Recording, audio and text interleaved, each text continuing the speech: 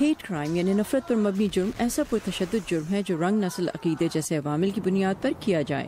پچھلے سال کی نسبت امریکہ بھر میں ہیٹ کرائمز میں 5% اضافہ ہوا ہے، جبکہ امریکہ کے 13 بڑے شہروں میں نفرت پر مبنی جرائم 20% بڑھے ہیں۔ اور یہ ڈیٹا سین برنارڈینو کیلیفورنیا اسٹیٹ یونیورسٹی نے پولیس کے اعداد و شمار سے اکٹھا کیا ہے۔ نفرت پر مبنی بڑھتے ہوئے جرائم کو روکنے کے لیے کیپٹل ہل پر ہم از کھاؤ نفرت نہ پھیلاؤ کے نام سے ایک تقریب میں نفرت پر مبنی جرائم کے خلاف قراردادیں پیش کی گئیں۔ یہ تقریب مسلمان اور یہودی تنظیموں کی مشترکہ کوشش تھی۔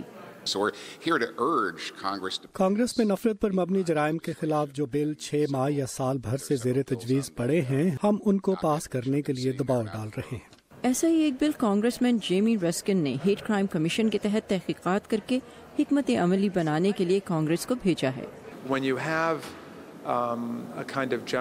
جب آپ کو تارکین وطن اور غیر ملکیوں کے خلاف اظہار کا ایک طرح کا سوشل لائسنس مل جائے تو آپ کو اس کی بدترین مثالیں دیکھنے کو ملیں گی، جیسے لوگوں پر حملے، نفرت آمیز پیغامات، یہاں تک کہ قتل تک یہ ہو رہا ہے، جیسا کہ شارلٹسویل اور اوریگون میں ہوا، اور ہم نے ایسا ملک کے دوسرے حصوں میں بھی دیکھا ہے۔ صدر ٹرمپ کے الیکشن کے بعد سے تمام ہی اقلیتوں کے خلاف تعصب کے واقعات بڑھ گئے ہیں۔ مسلم جوئش الائنس کے والٹر روبی کا کہنا ہے کہ 2017 میں سب سے زیادہ نفرت پر مبنی جرائم مسلمانوں اور یہودیوں کے خلاف ہوئے۔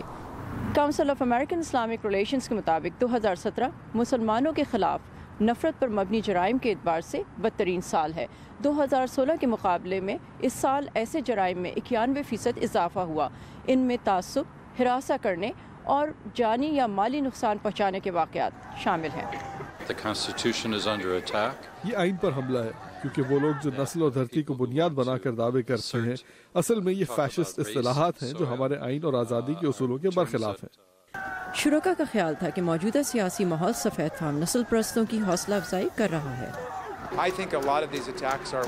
میرے خیال میں ان سے زیادہ تر حملے باقاعدہ منصوبہ بندی سے کیے جاتے ہیں۔ ایسے انتہا پسند نفرت پر مبنی گروپس موجود ہیں جو تشدد کے خواہاں ہیں۔